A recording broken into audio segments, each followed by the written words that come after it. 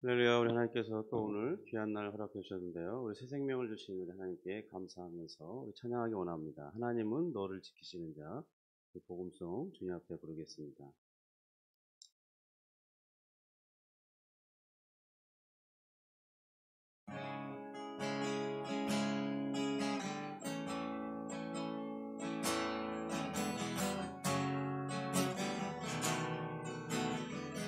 하나님은 너를 지키시는 하나님은 너를 지키시는 자, 너의 우편에 그늘 되시니 낮에 해와 밤의 달도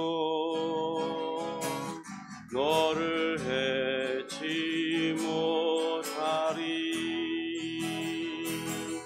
하나님은 너를 지키시는 자, 너의 환난을 면케 하시니 그가 너를 지키시리라. 너의 출입을 지키시리라. 눈을 들어 주를 보아라. 눈을 들어 주를 보아라. 너의 도움 어디서 오나. 천지 지으신 너를 만드신 여호와께로다.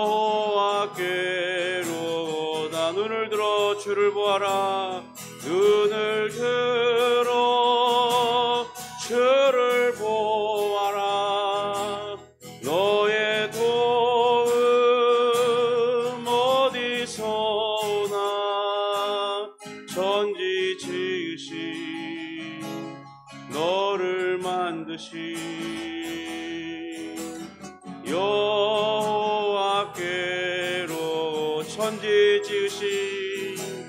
천지 지으신 너를 만드신 여호와께로다.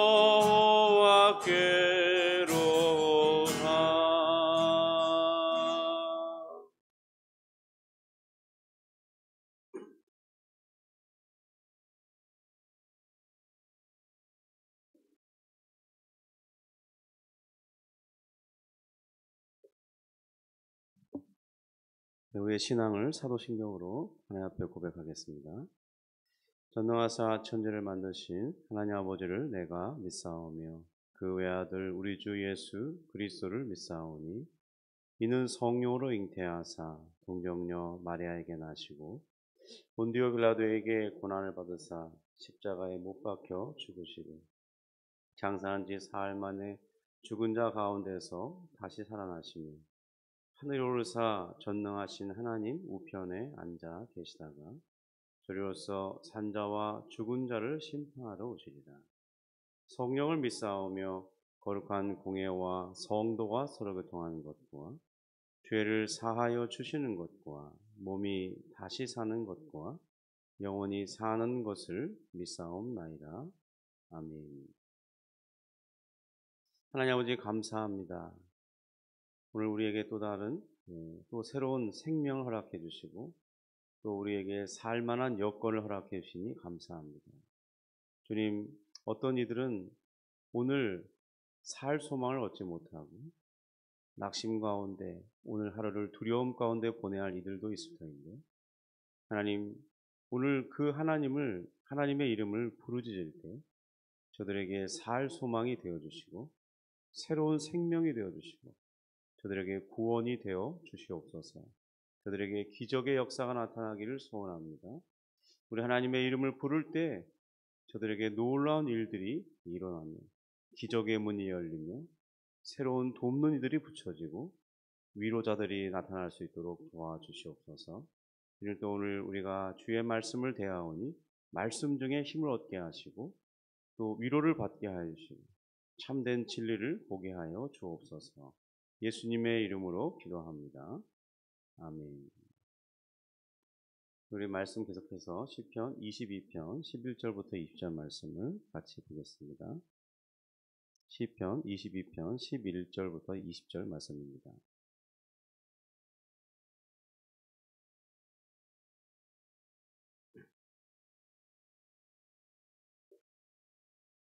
우리 같이 11절부터 합동합니다. 나를 멀리하지 마옵소서. 환난 날이 가까우나 도울 자 없나이다. 많은 황소가 나를 에워싸며 바산의 힘센 소들이 나를 둘러쌌으며 내게 그 입을 벌림이 찢으며 부르짖는 사자 같으니이다. 나는 물같이 쏟아졌으며 내 모든 뼈는 어그러졌으며 내 마음은 밀랍 같아서 내 속에서 녹았으며 내 힘이 말라 질그릇 조각 같고 내 혀가 입천장에 붙었나이다. 주께서 또 나를 죽음의 진토 속에 두셨나이다. 개들이 나를 에워쌌으며 악한 무리가 나를 둘러 내 수족을 찔렀나이다. 내가 내 모든 뼈를 셀 수 있나이다. 그들이 나를 주목하여 보고 내 겉옷을 나누며 속옷을 제비 뽑나이다. 여호와여 멀리하지 마옵소서. 나의 힘이시여 속히 나를 도우소서.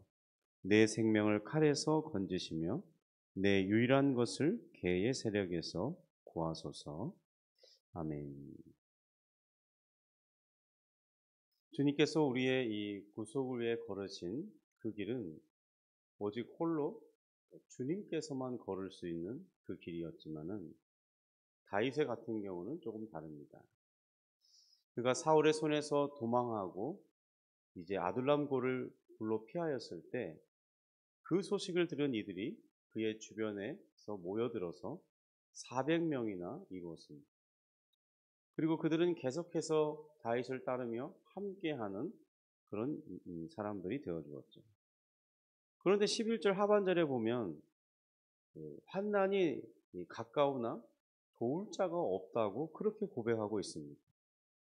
그러니까 이 표현은 지금 자신의 옆에 함께하는 이들이 아무도 없다 그런 의미가 아니라 실제적으로 지금 자신이 당면한 이 환난에서 죽을 것 같은 이런 위기에서 건져줄 수 있는 분은 바로 자기 옆에 있는 그런 사람들이 자기를 건져주는 것이 아니라 하나님께서, 그분이 참으로 보이지는 않지만 살아계신 그 하나님께서만이 진정으로 자신을 건져줄 수 있는 유일한 분이심을 다윗은 알고 있었고, 그리고 그 하나님을 신앙하고 있었던 것입니다.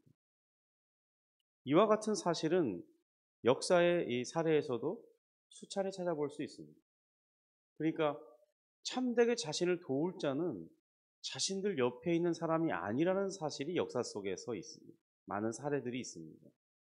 예를 들면 많은 군대를 거느렸지만 이 로마를 제국으로 이끈 첫 번째 사람인 율리시스 카이사르 같은 경우에는 기원전 44년에 이 카이사르가 종심 집권자가 되는 것을 반대하는 이 원로원 세력들에 의해서 곧 그러니까 자기 편이라 당하겠던 그런 이들이 내부 반역을 일으켜서 그들에 의해서 살해되었습니다. 또 로마 제국의 3대 황제였던 칼리쿨라도 자신의 친위대와 근위대에 의해서 내부 반란에 의해 죽음을 당했습니다. 그러니까 실제로 자신과 함께 있는 그 사람들이 가장 절실하게 자신을 도와주고 자신을 지켜줘야 할 그 사람들이 자신을 죽이는 자로 돌변할 수도 있다는 것입니다. 사람의 세상에는 그런 것이죠. 그래서 그와 같이 자기 옆에 더 많은 사람들, 수십만의 군사가 자신을 둘러있다 하더라도 자신을 참되게 구원해줄, 자신을 보호해줄 이들은 내 옆에 있는 사람들이 아니라 하나님께서만이 그렇게 해줄 수 있다는 것입니다.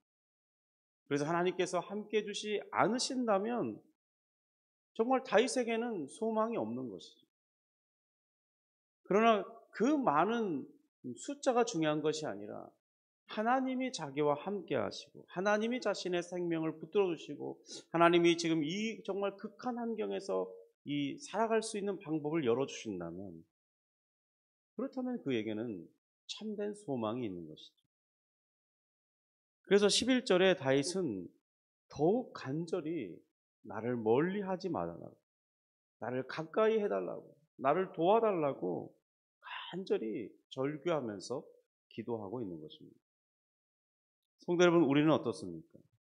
오늘 나를 도우시고 나를 참으로 구원해 줄 수 있는 분이 오직 하나님뿐이라고 믿고 있습니까?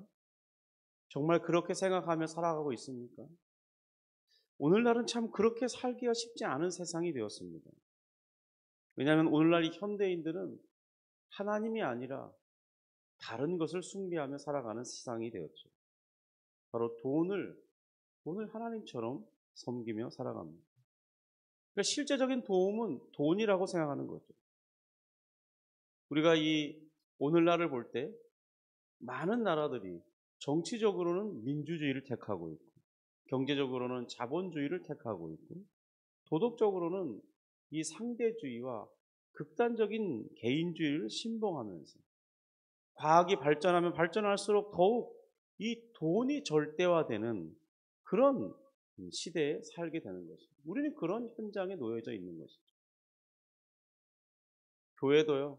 그래서 잘 들으면 몇 가지 조건이 있어야 한다고 말합니다. 일단 건물이 있어야 돼요.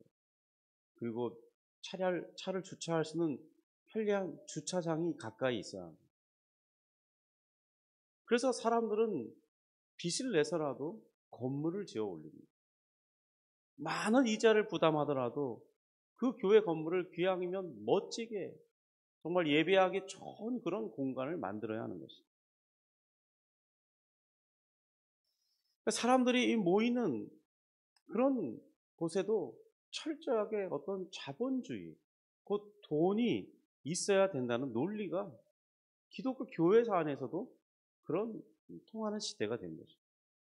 사람들은 잘 갖춰진 곳이 아니면 찾아오지 않습니다. 나를 이롭게 할 것이라고, 내가 거기 가서 편안함을 느낄 것이라고 생각되지 않으면 안 간다는 거예요, 일단. 그래서 오늘날은 더욱 개척이 어렵다고, 어려운 시대, 정말 개척하는 것이 두려운 시대가 되었다고 말을 합니다. 저는 그런데 개척을 했잖아요. 그래서 저를 만나는 많은 분들마다 하는 말이, 야, 정말 이 어려운 시대에 어떻게 개척을 하게 됐냐고.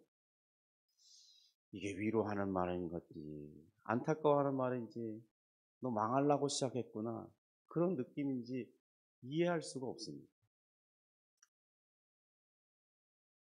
진실로 우리를 참되게 돕고 실생활의 문제와 필요에서도 우리를 구원해 줄 수 있는 존재, 그 존재는 돈입니까? 아니면 하나님이십니까? 하나님이시기를 믿기를 바랍니다. 그래서 오늘 다윗처럼 하나님께 기도하며 하나님만이 우리의 소망이라는 사실을 기억하면서 살아가고, 또 실제로도 우리 인생의 경험 속에 하나님을 붙들었더니 내가 살아났다고 그렇게 고백하는 우리 모두가 되기를 바랍니다. 12절 13절입니다. 우리 같이 읽습니다. 많은 황소가 나를 에워싸며 바산의 힘센 소들이 나를 둘러쌌으며 내게 그 입을 벌림이 찢으며 부르짖는 사자 같으니이다. 다윗이 그토록 두려워하며 하나님을 간절히 찾고 자신을 구원하여 주실 것을 기도하는 이유가 무엇입니까? 그것은 저들의 특징이 매우 강하고 또 강포하고 또 그런 자들이거든요. 그리고 그들의 수는 매우 많았습니다. 여기 이 바산 지역의 이 소들을 들어서 이렇게 비유하고 있는데요.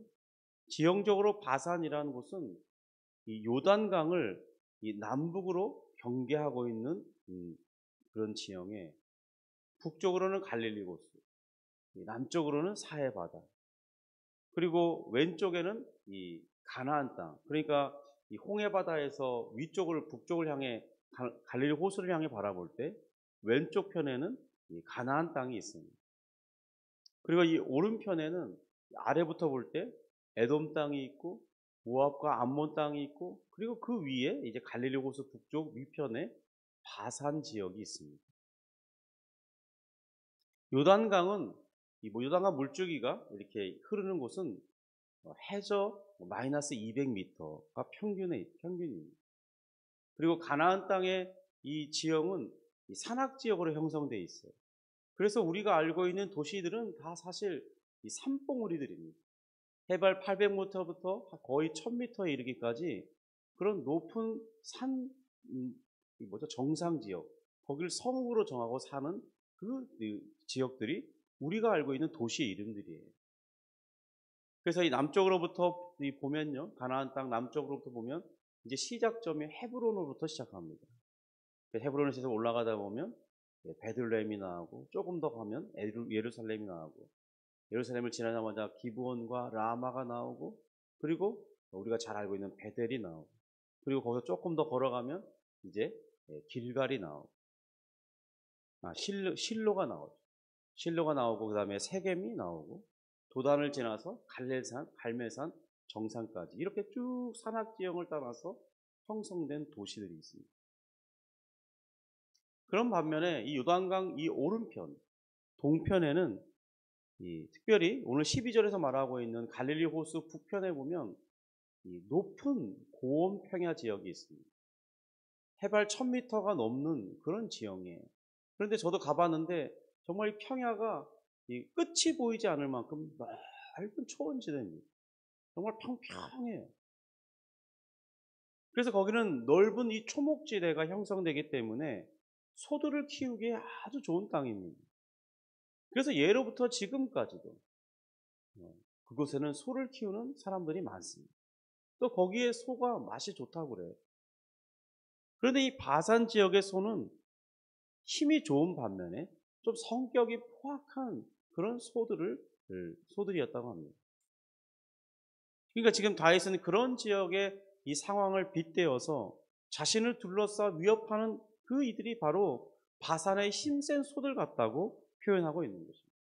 또 바산 지역이 이 초원 지역이라서 이 목축이 잘 되다 보니까 정말 많은 수의 소들이 몰려다니는 거예요. 그러니까 지금 자신은 마치 그런 존재들에 둘러싸여 있는 것이죠. 그러니까 그런 소들이 몰려올 때 자기는 더욱 약해 보일 뿐인 것입니다. 정말 자신은 그들에 비하면 아무것도 아닌 초라한 너무나 연약한 그런 자처럼 느껴질 수밖에 없는 것입니다.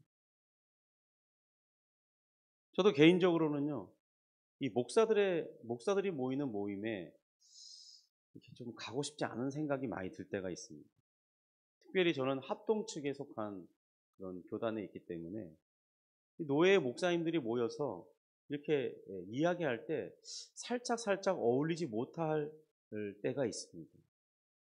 그분들이 잘해 주시긴 하지만은 그래도 어떤 이야기를 할 때는 나는 모처럼 이렇게 빌려다 놓은 보리자루처럼 아무 말도 할 게 없어요. 공유되는 게 없어요. 왜냐하면 저는 개인적으로 신학을 조금 늦은 나이, 30살에 시작했기 때문에 총신대를 들어가지 않았어요. 그러니까 그분들은 대부분이 다 총신 출신이고 저는 다른 지역 신학교 출신입니다. 공통분모가 없다 보니까 어떤 이야기를 할 때는 아무 말을 할 게 없어요. 물론 이 다윗의 상황과는 좀 다른 경우긴 하지만은 많은 수의 사람들이 공통분모를 갖고 있는데 나는 그렇지 못한 거예요. 지금 다윗은 좀 다른 상황이라 했잖아요. 그러니까 상대방의 힘이 정말 더 강한 거예요. 그 수가 많이 모여서 다윗을 위협하고 있는 거예요. 그러니까 그런 상황이면 더 위축될 수밖에 없다는 겁니다. 그런 그들 속에 있을 때 정말 사람은 너무나 약해 보여요. 아무것도 아닌 것처럼 보입니다. 자신을 대적하는 이들이 자신에게 보이는 그 행동이 마치 이 먹잇감을 물어서 죽이고 곧 뜯어 먹을 것 같은 그런 사자와 같이 울부짖고 있는 것입니다. 그들의 행동이 매우 과격해요. 이제 곧 자신을 만나면 죽일 기세예요. 그러니까 인간적으로는 살 소망이 없는 극한 상황인 거죠. 다윗이 정확하게 어떤 이유로 이런 절박한 상황에 놓였고 그 마음이 막 정말 급박해서 하나님을 간절히 찾고 있는지는 알 수 없습니다. 예측해 보는 것은 가장 그래도 적절한 상황이 사울에게 쫓기는 어떤 급박한 상황인 거죠.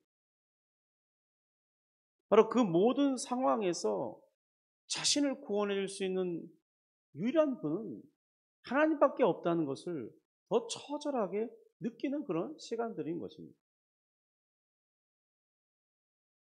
그래서 다윗은 현재 자신에게는 오랜 시간 동안 아무런 응답도, 어떤 지혜도, 어떤 해결책도, 어떤 도울 만한 이들도, 어떤 자연현상도, 어떤 기적적인 그런 하나님이 도우신다는 어떤 증상도 없지만은, 그래서 자신을 너무나 멀리하고 있고 외면하고 있는 하나님처럼 보이지만, 그래도 그런 상황에서도 하나님을 간절히 찾고 자신을 도와주실 것을 소리 높여 부르짖고 있는 것입니다.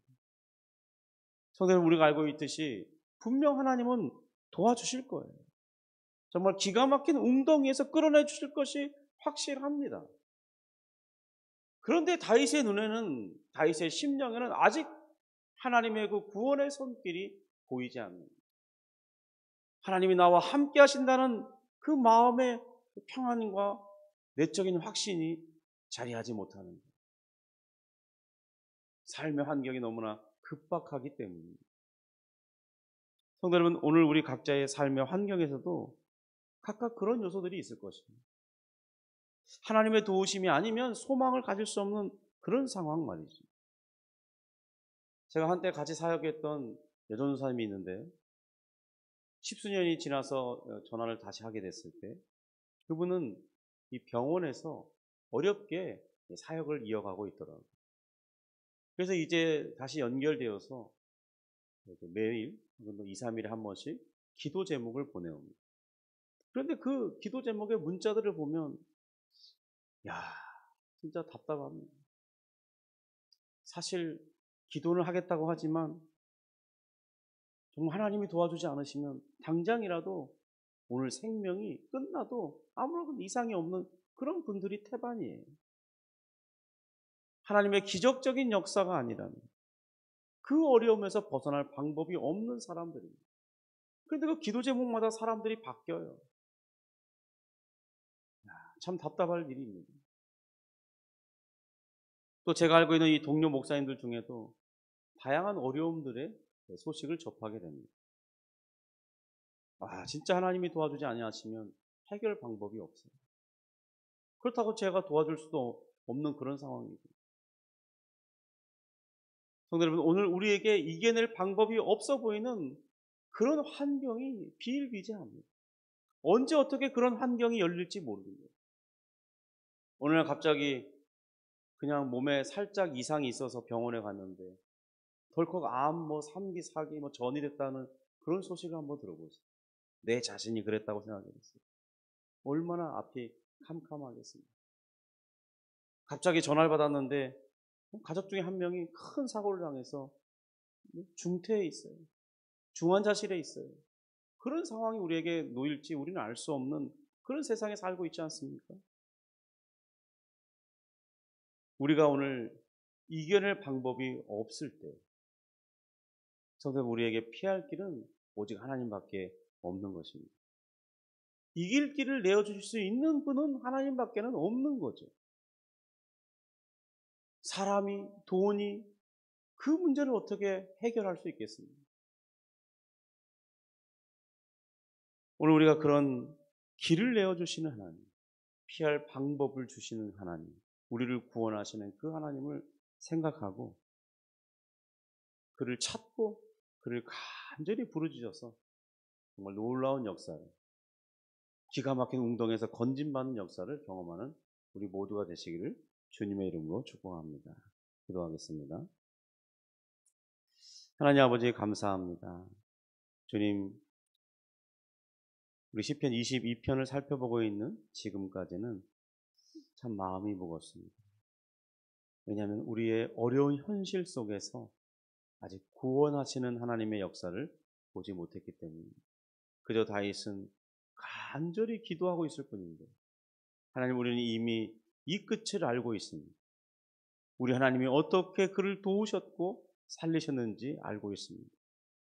주님, 그런 것처럼 오늘 우리 환경에도 아직 해결되지 않는 문제, 우리에게 정말 해결될 것 같지 않은 그런 문제 속에서 하나님이 해결자 되시고 하나님이 이 문제를 이겨낼 수 있도록 도우시는 분임을 우리가 믿고 하나님 간절히 주님을 부르짖고 찾는 우리 모두가 되기를 원합니다. 하나님 마음속으로 부르짖을 때, 주님 또한 기도처를 찾아 간절히 간구할 때 하나님 역사하여 주시고, 정말 우리 하나님이 참되신 하나님이시요 살아계신 하나님이시요 우리를 위하시는 자인 것을 우리가 알 수 있도록 주여 은혜를 베풀어 주옵소서. 주님, 오늘 이 아침에 우리가 또한 여러 가지 많은 기도 제목을 가지고 주께 아뢰고 간구할 때 주님 응답해 주시고 성령으로 역사하여 주시고 우리 심령을 충만케 역사하여 주셔서 하나님 기도 제목을 생각나게 하시고 간절히 간구할 때 또 하나님의 놀라운 성령의 임재하심과 그로 말미암는 평강이 우리 마음을 오늘 하루 다스리고 기쁨과 감사함으로 하루를 살아갈 수 있도록 인도해 주시옵소서. 감사함이 예수님의 이름으로 기도합니다. 아멘. 하늘에 계신 우리 아버지여, 이름이 거룩히 여김을 받으시오며 나라가 임하시오며 뜻이 하늘에서 이룬 것 같이 땅에서도 이루어지이다. 오늘날 우리에게 일용할 양식을 주옵시고 우리가 우리에게 죄 지은 자를 사하여 준 것 같이 우리 죄를 사하여 주옵시고 우리를 시험에 들게 하지 마옵시고 다만 악에서 구하옵소서. 대개 나라와 권세와 영광이 아버지께 영원히 있사옵나이다. 아멘. 우리